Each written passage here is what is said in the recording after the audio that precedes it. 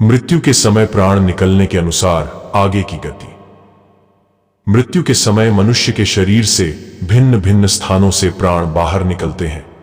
प्राण जिस स्थान से बाहर की ओर निकलते हैं उसी स्थान के अनुसार अनुमान लगा लिया जाता है कि वह किस प्रकार की गति को प्राप्त हुआ है। मनुष्य के शरीर में एक ही प्राण सभी जगह कार्य करता है, मगर शरीर के भिन्न भिन्न स्थानों पर भिन्न भिन्न प्रकार के कार्य करने के कारण उन्हें अलग अलग नामों से जाना जाता है। इसीलिए कहा जाता है कि प्राण 5 प्रकार के होते हैं।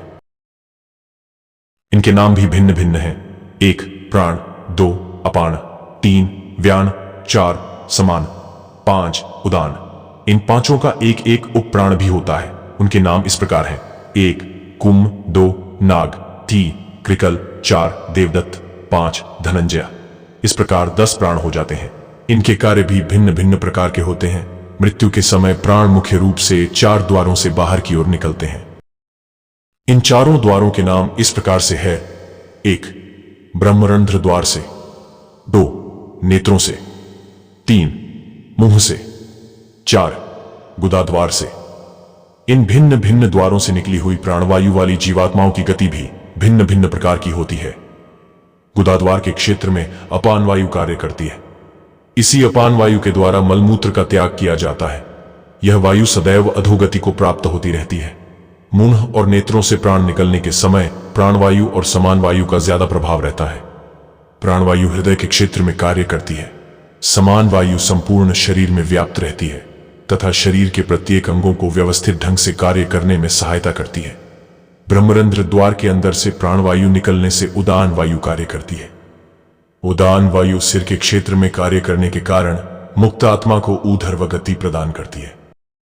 मृत्यु के समय जिस मनुष्य की प्राणवायु गुदा द्वार से निकलती है, ऐसी जीवात्मा आगे चलकर अधोगति को प्राप्त होती है। इस स्थान से निकलने वाली प्राणवायु वाले मनुष्य निम्न श्रेणी के कार्य करने वाले होते हैं। ऐसे मनुष्य अपने जीवन में अधर्म से युक्त कर्मों में सदैव लिप्त रहते हैं। इस श्रेणी में वे मनुष्य आते हैं जो सदैव असत्य के मार्ग पर चलने वाले होते हैं, जैसे झूठ बोलना, धोखा देना, चोरी करना, बेईमानी करना, दूसरों को सदैव किसी प्रकार से कष्ट देना, दूसरों की सदैव निंदा करना, अकारण ईर्ष्या, द्वेष और घृणा करना, नशीले पदार्थों में डूबे रहना, व्यभिचार करना आदि। इस प्रकार के कर्म करने वालों का चित्त सदैव तमोगुणी कर्मों से आच्छादित रहता है। ऐसे शरीरों में प्राण सदैव अशुद्ध रहता है। अशुद्ध प्राणों वाले मनुष्य मृत्यु के पश्चात सदैव अधोगति को प्राप्त होते हैं। इनकी आगे की यात्रा मृत्यु के पश्चात घोर कष्टों से युक्त रहती है तथा विभिन्न प्रकार के कष्टों को सदैव भोगना ही होता है। ऐसी जीवात्माओं का अगला जन्म मनुष्य जाति में होगा अथवा नहीं होगा, यह कहना बहुत मुश्किल है, क्योंकि इस गति को प्राप्त हुई जीवात्माओं का जन्म पशु, पक्षी और रेंगने वाले जलीय आदि शरीर में होता है तथा अपने किए हुए कर्मों को भोगते रहते हैं। जिन मनुष्यों की मृत्यु के समय प्राणवायु मुंह और नेत्रों के द्वारा बाहर निकलती है, ऐसी जीवात्माएं अज्ञानतावश आसक्ति के कारण वासना देह को प्राप्त कर निश्चित समय तक मृत्यु लोक में ही भटकती रहती हैं, फिर उचित समय आने पर ऊर्ध्व गमन कर जाती हैं। इस श्रेणी में वे मनुष्य आते हैं जो संसार में आसक्त हुए भी पुण्य कर्मों में रुचि रखते हैं तथा दूसरों की सेवा व परोपकार के कार्यों में लगे रहते हैं। धर्म अधर्म, पाप पुण्य मिश्रित कर्म करते हुए ईश्वर परायण होते हैं। ऐसे मनुष्यों का चित्त धर्म अधर्म पाप पुण्य से युक्त होने के कारण चित्त में सत्वगुण का भी प्रभाव रहता है। मृत्यु के पश्चात ऐसी जीवात्माओं को कुछ समय तक कष्ट सहने के बाद पितृलोक की प्राप्ति होती है। वहां पर किसी प्रकार के कष्ट की अनुभूति नहीं होती है, वहां पर सिर्फ सुख ही सुख की अनुभूति होती है। वहां पर जीवात्माएं सिर्फ पुण्य कर्मों का ही भोग करती रहती हैं।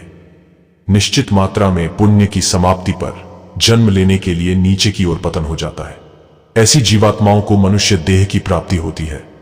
कर्मानुसार जीवात्मा गरीब या अमीर परिवार में जन्म लेती है। इसीलिए कुछ बच्चे जन्म लेते ही सुख सुविधा में और धन आदि से संपन्न हो जाते हैं, मगर कुछ बच्चों का जन्म ऐसे परिवार में होता है कि उन्हें पेट भर भोजन भी नसीब नहीं होता है। यह सब कर्मों के प्रभाव के कारण ही होता है। उच्च कोटि के साधकों और योगियों के प्राण ब्रह्मरंध्र द्वार से बाहर निकलते हैं। सांसारी मनुष्यों का प्राण ब्रह्मरंध्र द्वार से नहीं निकलता है। योगी अपना स्थूल शरीर त्यागते समय अपने शरीर की संपूर्ण प्राणवायु एकत्र करके ब्रह्मरंध्र के अंदर समेट लेते हैं। फिर विशेष प्रकार की क्रिया के द्वारा अपनी प्राणवायु को स्थूल शरीर से बाहर निकालकर अपने लोक में चले जाते हैं और फिर वहीं पर स्थित हो जाते हैं। प्राणों को स्थूल शरीर से अलग करते समय उन्हें किसी प्रकार का कष्ट नहीं उठाना पड़ता है, क्योंकि समाधि अवस्था में वह अपने प्राणों को ब्रह्मरंध्र के अंदर कई कई घंटों तक रोके रखने का अभ्यास करते आए हैं। शरीर त्यागते समय उन्हें प्राणों का हल्का सा झटका लगता है। झटके के साथ ही प्राणों को स्थूल शरीर से अलग कर लेते हैं। इस अवस्था में उदान वायु कार्य कर रही होती है। उदान वायु का स्वभाव होता है वह जीवात्मा को ऊर्ध्व में ले जाना। इसीलिए प्राण विज्ञान में उदान वायु का महत्व बहुत अधिक होता है। योगी इसी उदान वायु का संयम किया करते हैं। मृत्यु के समय प्राणवायु की गति का ही महत्व होता है। आगे का मार्ग भी प्राण तत्व के द्वारा तय किया जाता है। यह प्राण तत्व समस्त सूक्ष्म लोकों में व्याप्त रहता है। जिसका प्राण अधिकांश रूप में अशुद्ध होगा, मृत्यु के समय उसकी अधोगति ही होगी। उस समय अपान वायु अधिक प्रभावी हो जाती है, क्योंकि ऐसे मनुष्य ने अपनी प्राणवायु कभी भी शुद्ध करने का प्रयास ही नहीं किया होता है। मनुष्य जैसा भोजन करता है और जैसा कर्म करता है, उसका प्रभाव चित्त पर पड़ता है। चित्त के साथ साथ उसका प्रभाव प्राणों पर भी पड़ता है। इसलिए हर मनुष्य का कर्तव्य है कि वह प्राणों को शुद्ध बनाए रखने का प्रयास करता रहे। अच्छे कर्म करने वालों का प्राण कर्मानुसार शुद्धता को प्राप्त होता है। जो मनुष्य प्राणायाम करने का अभ्यास करता है तथा समाधि का अभ्यास भी करता है, उसका प्राण अभ्यासानुसार ज्यादा शुद्ध होता है। इसी कारण योग के अभ्यासियों के चक्र भी विकसित होकर खुल जाते हैं। अगर शरीर में स्थित प्राण शुद्ध हैं, तो मनुष्य का स्थूल शरीर और सूक्ष्म शरीर में भी शुद्धता रहेगी। इस शुद्धता के अनुसार ही मनुष्य अपने जीवन में व्यवहार करता है तथा अंत में मृत्यु के समय उसे कम कष्ट की अनुभूति होती है। सबसे महत्वपूर्ण बात यह है कि मृत्यु के पश्चात की गति भी प्राणों की शुद्धता पर निर्भर हुआ करती है। इसीलिए प्राणों की शुद्धता पर सदैव ध्यान देना चाहिए। ज्यादातर मृत्यु के समय सांसारी मनुष्यों की अपान वायु ही कार्य करती है तथा पुण्यवान मनुष्य की प्राणवायु कार्य करती है, क्योंकि उनका प्राण मुंह या नेत्र से बाहर निकलता है। ये मनुष्य स्थूल शरीर त्यागने के पश्चात वासना देह को प्राप्त हो जाते हैं। वासना देह पारदर्शी आवरण या झिल्ली जैसी होती है। यह वासना देह शरीर अज्ञानता से युक्त इच्छाओं के कारण प्राप्त होता है। इस वासना देह की उम्र बहुत ज्यादा होती है, इसलिए जीवात्मा बहुत समय तक पृथ्वी की परिधि में भटकती रहती है। इनकी वासनाएं, इच्छाएं और घर परिवार, रिश्तेदार, मित्रों आदि के प्रति मोह इन्हें दुख की अनुभूति कराते रहते हैं। ऐसी जीवात्माएं भूख प्यास से दुखी रहती हैं, क्योंकि इन्हें भूख प्यास सताती रहती है। मृत्यु के बाद ऐसी जीवात्माएं अपने घर परिवार की ओर आसक्ति से युक्त होकर देखती रहती हैं।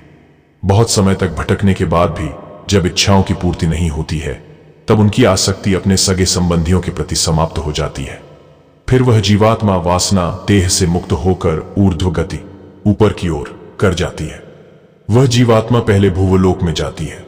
भूवलोक में पहले अपने कुछ तमोगुणी कर्मों का भोग करके पितरलोक में चली जाती है। इस पितरलोक में किसी प्रकार का कष्ट प्राप्त नहीं होता है, सिर्फ सुख की अनुभूति होती है। यहां पर उस जीवात्मा के सत्वगुणी कर्माशयों का फल नष्ट होता रहता है, अर्थात पुण्य क्षीण होता रहता है। पुण्य के प्रभाव से किसी प्रकार के दुख की अनुभूति नहीं होती है, इसीलिए यहां भूख और प्यास भी नहीं लगती है। उचित मात्रा में पुण्य क्षीण होने के बाद, अर्थात भोगने के बाद जन्म लेने के लिए भूलोक पर आ जाती है। ऐसी जीवात्माओं को मनुष्य शरीर में जन्म मिलता है। कर्मानुसार गरीब और अमीर माता पिता के यहां जन्म ग्रहण करते हैं। जिस साधक ने अभ्यास के द्वारा अपना कंठ चक्र खोल लिया है अथवा खुल चुका है, पर अभी ब्रह्मरंध्र नहीं खुला है, ऐसे साधकों के प्राण मृत्यु के समय ऊर्ध्वमुख होकर निकलते हैं। इस अवस्था में उदान वायु अधिक क्रियाशील रहती है। इन साधकों की जीवात्मा वासना देह में नहीं जाती है, बल्कि तुरंत ऊर्ध्वगमन कर जाती है। ऐसे साधक अपनी योग्यतानुसार महलोक या जनलोक में चले जाते हैं। वहां पर समाधि अवस्था को प्राप्त हो जाते हैं, क्योंकि उस लोक का यही नियम है। जिन साधकों का ब्रह्मरंध्र खुला हुआ है और कुंडलिनी पूर्ण यात्रा करके स्थिर हो गई है, ऐसे साधकों के प्राण मृत्यु के समय ब्रह्मरंध्र द्वार से बाहर की ओर निकल जाते हैं। तब उदान वायु प्रधान रूप से कार्य कर रही होती है। उदान वायु का कार्य है मृत्यु के बाद योगियों व साधकों को ऊर्ध्वलोक में ले जाना। यह उदान वायु योगियों के लिए ही प्रधान रूप से कार्य करती है। ऊर्ध्वलोकों को प्राप्त योगी अपने लोक में समाधि का अभ्यास करते रहते हैं। उचित समय पर अथवा प्रकृति द्वारा प्रेरित होकर भूलोक पर जन्म ग्रहण करने के लिए आ जाते हैं। कर्मानुसार अपने माता के गर्भ से जन्म ग्रहण करके उचित समय पर फिर योग का अभ्यास करना शुरू कर देते हैं। दुर्घटना के द्वारा मृत्यु को प्राप्त हुए मनुष्य की गति ज्यादातर निम्न श्रेणी के अंतर्गत ही आती है। ज्यादातर शब्द इसलिए लिखा है कि अगर किसी साधक की मृत्यु दुर्घटना में हो गई, परंतु उसकी कुंडलिनी अभ्यास के समय कंठ चक्र तक ऊर्ध्व हो रही थी, तब वह निम्न श्रेणी की गति को प्राप्त नहीं होगा। हो सकता है मात्र कुछ समय के लिए वासना देह शरीर में चला जाए, मगर वह इस वासना देह से शीघ्र ही मुक्त हो जाएगा। फिर वह ऊर्ध्व गति को प्राप्त हो जाएगा। मगर संसारी मनुष्य यहीं वासना देह में भटकता रहेगा, फिर अपने कर्मानुसार ही आगे की यात्रा करेगा। छोटे बच्चों की मृत्यु के समय प्राण किसी भी क्षेत्र से निकले, मगर वह वासना देह को प्राप्त नहीं होते हैं, क्योंकि उनके अंदर अभी आसक्ति का भाव सांसारिक पदार्थों के प्रति अधिक विकसित नहीं हुआ होता है। इसलिए छोटे बच्चे जिनकी आयु 10 वर्ष तक है, मृत्यु के पश्चात अगला जन्म शीघ्र ग्रहण कर लेते हैं। कभी कभी देखने में आया है कि दुर्घटना या अकाल मृत्यु को प्राप्त हुआ मनुष्य शीघ्र ही अगला जन्म ग्रहण कर लेता है, परंतु ऐसा बहुत ही कम होता है। पशु पक्षी आदि वासना देह को प्राप्त नहीं होते हैं, क्योंकि उनका शरीर कर्म भोग के अंतर्गत आता है। वे अपना सिर्फ कर्म भोगते हैं। मृत्यु के पश्चात उनकी जीवात्मा ऊर्ध्वगमन कर जाती है। मृत्यु के बाद वासना देह में सिर्फ मनुष्य की ही जीवात्मा जाती है। जो मनुष्य आत्महत्या करके अपना स्थूल शरीर त्याग देते हैं, उनकी गति निश्चय ही निम्न श्रेणी की होती है। उन्हें बहुत समय तक वासना देह में भटकना पड़ता है। इसलिए मनुष्य को कभी भी आत्महत्या नहीं करनी चाहिए।